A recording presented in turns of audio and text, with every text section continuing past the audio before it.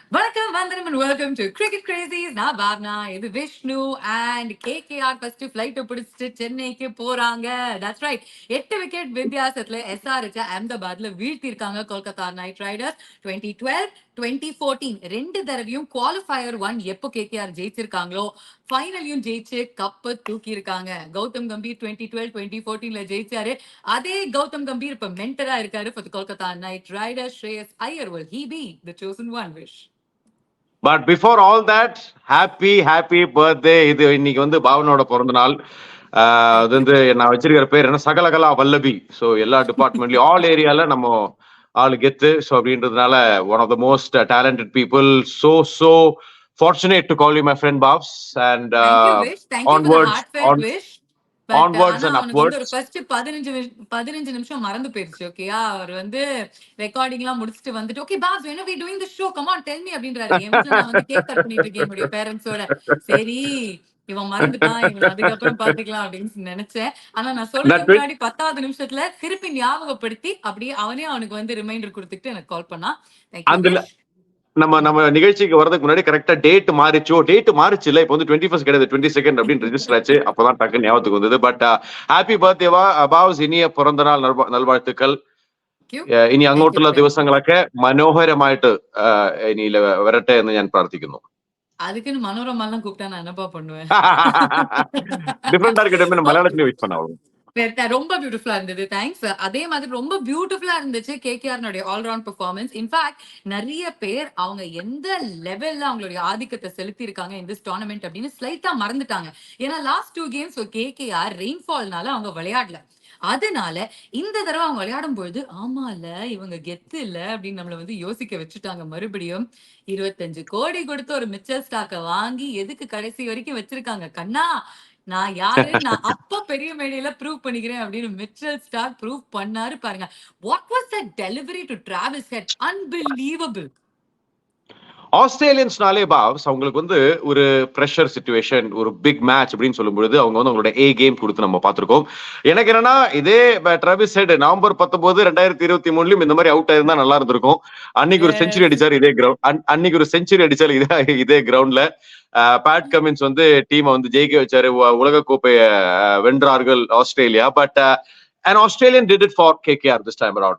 Mitchell Stark the delivery second ball 0 runsல வந்து அவரோட wicket எடுக்கிறது அப்படின்றது சாதாரண விஷயம் இல்ல. And crucial wickets வீழ்த்தினார் Mitchell Stark and gave that platform. So வந்து ஒரு சன்ரைஸ் ஹைதராபாத் டாஸ் ஜெயிச்சு உடனே ரொம்ப கிளியரா இருந்தாங்க. அவங்களோட ஸ்ட்ரென்த்துக்கு அவங்க பிளே பண்ணாங்க, முதல் பேட் செய்யணும் அப்படின்ற ஒரு முடிவு எடுத்தாங்க. பட் கேகேஆருக்கு அவங்களுக்கு சேஸ் பண்ணணும் இருந்தது. ஸோ டாஸே ஆக்சுவலா நீ போட்டுருக்க வேணாம், நீ வந்து டாஸ் இல்லாம வந்து கரெக்டா அமைஞ்சிருக்கும். But I think phenomenal. C to restrict ஒரு சன்ரைசர்ஸ் ஹைதராபாதோட ஃபோர்டேவே அவங்களோட பேட்டிங் அப்படின் போது அந்த பேட்டிங் ஸ்ட்ரென்த்தை உடைக்கிறது, அதுவும் இவ்வளவு சுலபமா உடைக்கிறதுன்றது நான் நிச்சயமா எதிர்பார்க்கேன். But kudos to KKR bowlers. Varun Chakravarthy கலக்கினாரு, of course Mitchell Starc, Sunil Narine கொஞ்சம் எக்ஸ்பென்சிவா இருந்தாலும் ஒரு விக்கெட் அங்க அவரும் எடுத்தாரு. எல்லாருமே வந்து கான்ட்ரிபியூட் பண்ணாங்க. அண்ட் கிரேட் கேப்டன்சி ஃப்ரம் ஸ்ரேயஸ் ஐயர், செமையா ரொட்டேட் பண்ணாரு போலர்ஸ் எல்லாருமே. Let's go back to that Mitchell Stark spell. In fact, அந்த ஃபர்ஸ்ட் 2 ஓவர் கொடுத்ததுக்கு அப்புறம் அந்த ஐ திங்க் 5th ஓவர் போல் பண்ணாரு மிச்சல் ஸ்டார்க். அதுல தான் அவருக்கு வந்து 2 விக்கெட் கிடைச்சது. It was just great captaincy from Shreyas Iyer. அந்த டைம்ல பவர் பிளேக்குள்ள நம்ம வந்து எடுக்க வைக்கலாம் ஒரு 2 விக்கெட். இவருக்கு ஒர்க் ஆகுது, இவருக்கு பால் கொஞ்சம் மூவ்மெண்ட் கொடுக்குது, ஸ்விங் ஆகுது அப்படின்னு தெரிஞ்ச உடனே he brought him back and I thought that was just fabulous. இதுதான் ஸ்ரேயஸ் ஐயருக்கும் மத்த கேப்டன்ஸ்க்கும் இருக்கக்கூடிய டிஃபரன்ஸ் தெளிவா தெரிஞ்சிருக்கு. There all young captains. either you have an experienced captain like say ஒரு ஹார்திக் பாண்டியா, அவர் டைட்டில் ஜெயிச்சிருக்காரு, அல்லது ஒரு ஃபார்மர் 2 கேப்டன்ஸ் இருக்காங்க, MS தோனி, ரோஹித் சர்மா. அண்ட் அவங்கள தாண்டி இப்போ it's a reign of young captains அப்படிங்கும் பொழுது ஸ்ரேயஸ் Iyer is the only captain who has gone to the finals with 2 different franchises. Correct and phenomenal. அவருக்கு வந்து he has a knack. And it's so good to see. யூஸ்வலா வந்து இப்போ young Indian captains அப்படின்னு சொல்லும் பொழுது நிறைய கொஸ்டின்ஸ் அங்க வரும். பட் அந்த கொஸ்டின்ஸ்க்கெல்லாம் எந்த ஒரு இடமும் கொடுக்காமல் செமையா போலிங் ரொட்டேட் பண்ணாரு. அண்ட் அங்கதான் வந்து சன்ரைஸ் ஹைதராபாத் ஒரு கட்டத்துல வந்து ஓகே எங்களோட மிடில் ஆர்டர் நல்லா தான் இருக்குது. 5th wicket partnership was very very important. Klaasen and ராகுல் திரிபாட்டி. ஸோ 1 டவுன்ல வந்து அந்த பிரஷரை நல்லா அவர் வந்து சோக் பண்ணார், நல்லா ஆடினாரு, சூப்பரா ஆடினாரு. ஆக்சுவலா அந்த ரன் அவுட் அதுக்கப்புறம் அந்த ரன் அவுட் தான் ஒரு மாதிரி திருப்பு முடியா இருக்குது. இல்லாட்டி அட்லீஸ்ட் ஒரு 30-35 ரன் எக்ஸ்ட்ராவா பதிவு செஞ்சிருந்திருக்கலாம் மேபி அவரு கடைசி வரையும் இருந்து ஆடி இருந்தாருன்னா. அண்ட் பேட் கமின்ஸ் அவர் வந்து எண்ட்ல ஒரு சூப்பரான ஒரு நாக் ஆடினாரு captain Starc, but was not be 159 எல்லாம் வந்து கேகேஆருக்கு வந்து ஒரு சுலபமான ஒரு டார்கெட் அப்படின்றதுதான். பட் அட்லீஸ்ட் ஒரு ஃபைட்டிங் டோட்டல் இருந்தது பாஸ். ஆனா இவ்வளவு சீக்கிரம் 82 பந்துகள்ல ஆட்டத்தை முடிப்பாங்க அப்படின்றது நான் எதிர்பார்க்கவே இல்லை. பிகாஸ் சுனில் நாராயண் எக்ஸ்ப்ளோசிவா இருந்திருக்காரு, பட் அவருக்கு வந்து அந்த எக்ஸ்ப்ளோசிவ்னஸுக்கு ஒரு பெரிய காரணம் his partner Phil Salt. So அவர் இல்லாத போது இப்படி இருக்கும் அப்படின்ற ஒரு கேள்விக்குறி இருந்தது. அங்க ஒரு ரஹமனுல்லா குர்பாஸ் ஆப்கானிஸ்தான்ல இருக்கும்போது கலக்கிட்டார். லைக் ஃபார் லைக் ரிப்ளேஸ்மெண்ட், அதே ஒரு அதிரடியான பேட்டிங் ஸ்டைல் தான் அவரும் வச்சிருக்காரு. அப்படின் போது ஆரம்பத்திலேயே ஒரு பவர் பிளேலயே வந்து டாமினேட் பண்ணாங்க. ஸோ ரஹமனுல்லா குர்பாஸ் வந்து ஒரு ஸ்டார்ட் கிடைச்சு கன்வெர்ட் பண்ண முடியாட்டியும் by then the damage was done. So and both these batters செமையா கண்ட்ரிபியூட் பண்ணாங்க. பேட் கமின்ஸ் அந்த முதல் ஓவர்லயே வந்து 16 run, in fact 20 runs including that 4 leg byes. ரெண்டாவது ஓவர்லயே வந்து அவங்க இது 2-3 ஓவர்லயே வந்து அவங்க ரிவ்யூஸும் இழந்துட்டாங்க, 2 ரிவ்யூமே இழந்துட்டாங்க Sunrisers Hyderabad. So nothing went right Sunrise Hyderabad பொறுத்தளவு. போலிங்ல வந்து நிறைய கன்சர்ன்ஸ் எக்ஸ்போஸ் ஆகுது. யூ சி ஒரு எக்ஸ்ட்ரா போலர், மேபி ஒரு கிளென் பிலிப்ஸ் இன் ஹைண்ட் சைட் விளையாட வச்சிருந்திருக்கணும், மேபி ஒரு உம்ரான் மாலிக் கொண்டு வந்திருக்கலாம். வாஷிங்டன் சுந்தர் இருக்காரு. Very simple. அந்த foreign leg spinner Vijayakanth Vyshak அவர் வந்து விளையாடக்கூடாது. விஜயகாந்த்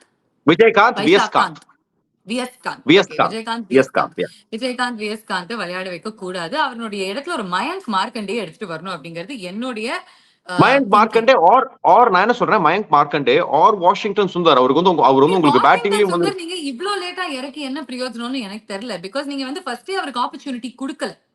அட்லீஸ்ட் மயங்க் மார்க்கண்டியே நீங்க தொடர்ந்து யூஸ் பண்ணிருக்கீங்க இல்லையா? சோ இல்ல, பட் எனக்கு என்னன்னா பாஸ் யூஸ் அப்படின்னு எனக்கு தோணுது. என்னோட கருத்து என்னன்னா, ஒரு இன்டர்நேஷனல் கிரிக்கெட்டர் நீ வந்து அது ஒரு பிரஷர் சிச்சுவேஷன்ல வந்து ஒரு விஜயகாந்துக்கு பதிலா நீ ஒரு வாஷிங்டன் சுந்தர் இறக்கி அந்த இடத்துல ஒரு கிளென் பிலிப்ஸுக்கு வந்து ஒரு இடம் கிடைச்சிருந்திருக்கும். சோ அவரோட அதிரடியான பேட்டிங் வந்து ஹெல்ப் பண்ணி இருந்திருக்கலாம். And also it's not fight Glenn Phillips can bat bowl do everything. பிரச்சனை இருக்கிற மாதிரி தெரியல விஷ் எனக்கு நிஜமாவே. நான் இப்போ சொல்றேன், எனக்கு மிடில் ஆர்டர்ல there are bowler shot boss, there are bowler shot இல்ல, தேர் ஆர் bowler shot ன்னு தோணுது. Okay, so you are saying Glenn Phillips வந்து ஒரு எக்ஸ்ட்ரா ஆஃப் ஸ்பின் ஆப்ஷனா இருக்கலாம் அப்படின்ற. He can bowl. Indian option he can bowl, but எனக்கு batting ஆப்ஷனுக்காக நான் வந்து கிளென் பிலிப்ஸ் எடுத்துட்டு வர மாட்டேன். மேபி ஒரு ஆல் ரவுண்ட் ஆப்ஷன்னால ஐ கேன் கன்சிடர் him. என்ன பொறுத்த வரைக்கும் இந்த middle order of Sunrisers Hyderabad is perfect. See, they have one mantra. அவங்களுக்கு என்ன அப்படின்னா அடிச்சு ஆடணும். எவ்வளவு விக்கெட் போனாலும் look at the way Henrik Klaasen batted. Abdul Samad 2 sixer அடிச்சாலும் 3வது சிக்ஸர் அடிக்க போகும்போது தான் அவர் அவுட் ஆனார். அவங்களுடைய பிலாசபி என்னன்னா 4 விக்கெட் போனாலும் சரி 5 விக்கெட் போனாலும் சரி நான் வந்து பெரிய மேக்ஸிமம்ஸ் அடிச்சுதான் விளையாடுவேன். That is my game, that is my style. அதை யாருக்காகவும் நான் நிறுத்த மாட்டேன் அப்படின்னு. இது அவங்களுக்கு வினையாவும் இருக்கலாம், இது அவங்களுக்கு ஒரு பலமாவும் அமையலாம். நிறைய இடத்துல பலமா இருந்திருக்கு, இன்னைக்கு பலவீனமா மாறி போச்சு. Because Kolkata Knight Riders exceedingly good in all departments. அவங்களுடைய பேட்டிங் பத்தி நம்ம பேசுறதுக்கு முன்னாடி கேப்டன்சி பத்தி பேசியாச்சு. கொல்கத்தா நைட் ரைடர்ஸ்னுடைய பிரைம் போலரா திகழ்ந்தாரு Mitchell Starc. And then obviously ஒரு சுனில் நாராயண் ஆஃப் டேனா CV Varun made up for it. And அவங்களுடைய Indian pace attack is also really good in Harshit Rana and Vaibhav Arora. அவங்க வந்து க்ரூஷியல் டைம்ஸ்ல எக்கனாமிக்கலாவும் போட்டாங்க, விக்கெட்டும் எடுத்தாங்க. அப்படிங்கும்போது it's all round. Look at that. எல்லாருடைய பங்களிப்பும் இருக்கு அங்க அப்படிங்கறதா உண்மையான ஒரு விஷயம். அண்ட் ரசல் டுடே ஒரு விக்கெட் எடுத்து ஃபீல்டுல தெரிச்சாரு விஷ். அந்த கேட்ச் பாப்பா என்ன கேட்சிங் அது, செம்ம the timing of the jump was just perfect, so அது ஃபீல்டிங்ல சூப்பரா இருந்தது. அண்ட் அதுதான் ஓவரால் வந்து இந்த மாதிரியான ஒரு பெர்ஃபார்மன்ஸ், இந்த மாதிரி டாமினேட் பண்ணி கொல்கத்தா நைட் ரைடர்ஸ் ஜெயிக்கிறத பார்த்து யாரு ஃபைனல்ல வந்தாலும், அதுவும் let's not forget Chennai and Kolkata Knight Riders ஒரு ஸ்பெஷல் லவ் ஸ்டோரி இருக்கு. அவங்க வந்து சென்னையில வந்து ஒரு ஃபைனல் ஜெயிச்சிருக்காங்க, சென்னை சூப்பர் கிங்ஸை வீழ்த்திருக்காங்க 2012 அப்படின் போது they are back in Chennai again. So it's all positive encouraging signs தெரியுது பாஸ். எனக்கு என்னன்னா இப்ப சன்ரைஸ் ஹைதராபாத்துக்கு இன்னொரு வாய்ப்பு இருக்கு. கரெக்ட், இப்போ அவங்க வந்து ஒண்ணு இல்ல ஒரு ஆர்சிபி இல்ல ஒரு RR சந்திப்பாங்க. So which can bring us to our preview of today's games. RCB RR அப்படின் போது ரெண்டு பேருக்கும் வித்தியாசமான ஒரு journey. Rajasthan Royals one of the first team. ஒரு குயிக் தாட் அண்ட் ஒரு குயிக் ரிவ்யூ அபவுட் KKR னுடைய பேட்டிங். இம்முறை actually Sunil Narayan was not the aggressor. It was Shreyas Iyer. அவருடைய fastest IPL 50 இந்த போட்டியில அடிச்சிருக்காரு தெரியுமா? Unbelievable. அதுக்கு காரணம் யாரு தெரியுமா? வெங்கடேஷ் ஐயர், ஏன்னா அவரு ஆரம்பத்துல அடிக்க ஆரம்பிச்சிட்டாரு. சரி வெங்கடேஷ் ஐயர் அடிக்க ஆரம்பிச்சிட்டா, நானும் என்னோட ஃப்ரீ ஆர்டர் அப்படின்னு சொல்லிட்டு 23 பந்துல 50 ரன்ஸ் அப்படின் போது, so that's phenomenal knock. And ரெண்டு பேருமே, அதாவது நான் வந்து சும்மா கமெண்ட்ரியில இருந்து என்னோட ஒரு ஸ்டிண்ட் வந்து கொஞ்சம் பிரேக் இருந்தது. அந்த பிரேக் இருக்கிற சமயத்துக்குள்ளேயே வந்து மேட்ச் முடிஞ்சிருச்சுன்னா பாத்துக்கோ எந்த மாதிரியான ஒரு ஆட்டம்னு. சாம phenomenal finish. both the Iyers இதுக்கு முன்னாடி 2 முறை இந்த மாதிரி பார்ட்னர்ஷிப்ல இறங்கி இருக்காங்க. அண்ட் ஒரு தடவை மேட்சையும் ஜெயிச்சு கொடுத்திருக்காங்க. இதே மாதிரி 2 ஐயர்ஸ், ஸ்ரேயஸ் ஐயர் அண்ட் வெங்கடேஷ் ஐயர் விளையாடும் பொழுது இந்த மிடில் எனக்கு எது தெரியுமா ரொம்ப ஒரு ரிடெம்ஷன் மாதிரி இருந்துச்சு. ஃப்ரம் ஆல் த bowlers பார்க்கும் பொழுது அவங்க சந்தோஷப்பட்டிருப்பாங்க, ஆல் த பேட்டர்ஸும் சந்தோஷப்பட்டிருப்பாங்க. என்ன அப்படின்னா யாரு போட்டாலும் தாறுமாறா 6 4 அடிக்கிற டிராவிஸ் ஹெட் போல் பண்ணும்போது ஸ்ரேயஸ் ஐயர் 6 4 6 6 அடிச்சு மேட்சை முடிச்சாரு பாருங்க. அதுதான் எனக்கு செம்மையா இருந்துச்சு பாக்குறதுக்கு. It was like giving him a taste of his own medicine. டேய் நீ இததானேப்பா பண்ணுவ, உன்னோட bowling இப்ப நான் பண்ணி காமிக்கிறேன், only then you'll know how it feels அப்படின்னு காமிச்சாங்க. I think both batters and bowlers would have been very happy to see those 4 deliveries in a wish. கண்டிப்பாங்க, கண்டிப்பா செமையா இருந்ததுங்க. ஐ திங்க் ஒரு மாதிரி ஃபுல்லா ஒரு விஸ்வரூபம் எடுத்த மாதிரி இருந்தது. And so great to see. ஏன்னா என்னன்னா இப்ப நீங்க வந்து ஓப்பனர்ஸ் மட்டும் டிபெண்டன்சி இல்ல, எங்களுக்கு வந்து இந்த மாதிரியான பிளேயர்ஸ் இருக்காங்க அப்படின்ற ஒரு எடுத்துக்காட்டு இல்லையா அது. சோ இதுதான் கொல்கத்தா நைட் ரைடர்ஸ் வந்து ஃபார்மிடபிளான டீம், அதனாலதான் டாமினேட் பண்ணி டாப்ல முடிச்சாங்க. ஃபைனலுக்கும் வந்திருக்காங்க அப்படின் போது I think they almost look unstoppable now. They look unstoppable, but let's not forget they looked unstoppable in 2021 as well. Okay, இதே மாதிரி தான் இருந்தாங்க 2021 அந்த ஃபைனல்ஸ்ல ஃபுல்லா புட்டுக்கிச்சு அகைன்ஸ்ட் சென்னை சூப்பர் கிங்ஸ். அதுக்கப்புறம் தான் சிஎஸ்கே அவங்களுடைய 4வது ட்ரோஃபியை ஜெயிச்சாங்க. Well, we'll talk about இந்த நாளினுடைய போட்டி. It's an eliminator. Okay, so நிஜமாவே it's like a do or die game தான். RCB RR சந்திக்க போறாங்க. Like we told you guys earlier, halfway of the league stage RR top of the table இருந்தாங்க, RCB bottom of the table இருந்தாங்க. End of the league stage என்ன நடந்துச்சு அப்படின்னு பார்த்தோம்.